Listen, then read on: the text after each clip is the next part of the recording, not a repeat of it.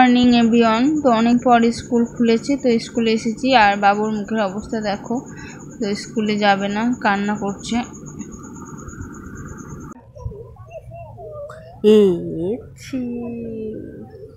School যাবি না? হ্যাঁ, কেন? চ পাগলা, কাঁদিস না তো। এসো না, তাকাও।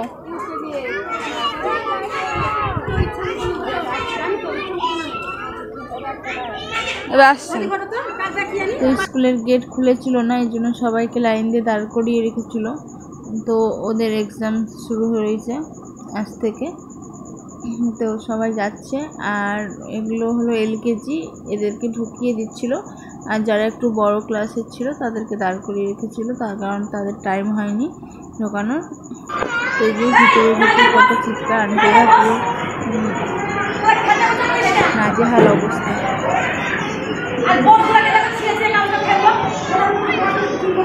হ্যালো বন্ধুরা, তো আমি স্নান টান করে পুজো টুজো দিয়ে নিলাম। আর মেয়ে তো স্কুলে গিয়েছে সকালবেলায়। তো থাকলে পিছন পিছন ঘুরঘুর করে, আর ও পিছন পিছন বকতে বকতে মাথা খারাপ হয়ে যায়। আর এখনও স্কুলে গেছে, বাড়িটা ফাঁকা ফাঁকা লাগছে। তো সব কাজ এখন করব, তারপরে আবার আনতে যাব। আর এখন মেয়ের পরীক্ষা চলছে, তো চলো ঝটপট করে কাজ করে নিই, আবার তাড়াতাড়ি এখন স্কুল ছুটি হয়ে যাচ্ছে। তো তারপরে আবার তোমাদের সাথে পরে কথা বলবো। এখন রান্নাটা, চলো কী কী রান্না করছি সেটা শেয়ার করে দিই তোমাদের সাথে একটু। সবজিগুলো আমি কেটে নিয়েছি। তো এখানে ওলের ডাঁটা করব, আর এখানটায় ওলের ডাঁটার সাথে তোমার কাঁঠালের বিচন আর পটলটা কেটে নিয়েছি। আর এখানটায় কচু নিয়েছি, কচু খেতে তো ভীষণ ভালো লাগে। আর এই যে চিংড়ি মাছটা বেছে নিয়েছি, এবার ধুয়ে নেব।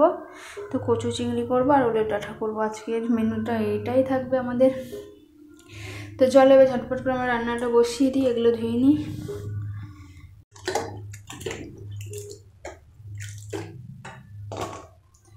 তো এগুলোকে আমি ভাপ দেব। তো এগুলো ধুয়ে আমি এখন কড়াইতে বসিয়ে দিচ্ছি, একটু ভাপ দিয়ে জলটা ফেলে দেবো, সবটা একসাথে সেদ্ধও হয়ে যাবে এগুলো আর ওলের ডাঁটাগুলো।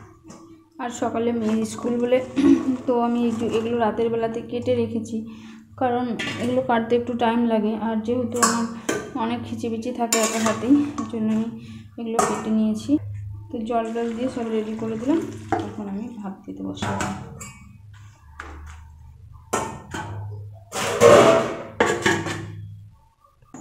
কচু দিয়ে চিংড়ি মাছটা আমার হয়ে গেছে, তো এটা নামিয়ে নেব।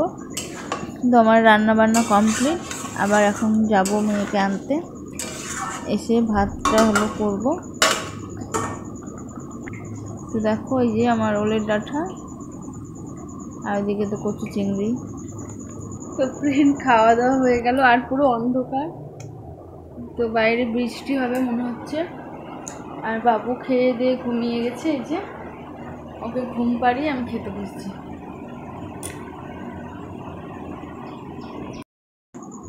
তো সোনা তো ঘুমিয়ে গেছে, এবার আমি ঘুমাবো। তো প্রচণ্ডই মেঘ করেছে, তো বৃষ্টি হবে মনে হয়, কারণ ঘরের ভিতরটা পুরোটাই অন্ধকার হয়ে গেছে আর বাইরেটাও অন্ধকার হয়ে গেছে। তো 2-3 দিন ধরে বৃষ্টি লেগেই আছে। আর যে পরিমাণে গরম পড়েছিল, তো এই বৃষ্টিটা হওয়াতে মানে সবাই অনেক অনেক শান্তি পেল। কিন্তু বৃষ্টিটা 2-3 দিন ধরে হচ্ছে, কিন্তু তোমার বেশি জোরে হচ্ছে না, এই মানে রাস্তাও ভিজছে না, এইরকম টাইপের বৃষ্টি হচ্ছে। তো আজকে যেহেতু মেঘটা মনে হলো অনেক পড়েছে, তো জানি না এখন বৃষ্টিটা কতটা হবে। এই যে বৃষ্টি পড়ছে দেখো, এখনো রাস্তায় ভিজেনি।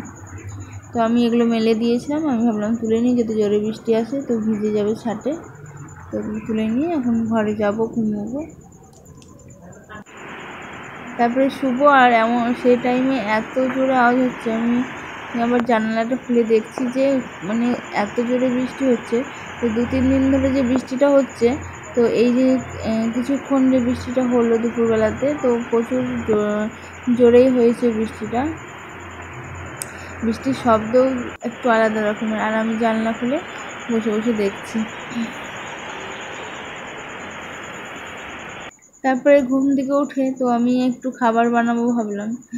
তো এটা কি বলো তো, তো এটা ডোনাট, তো বাবুর জন্য বানাবো।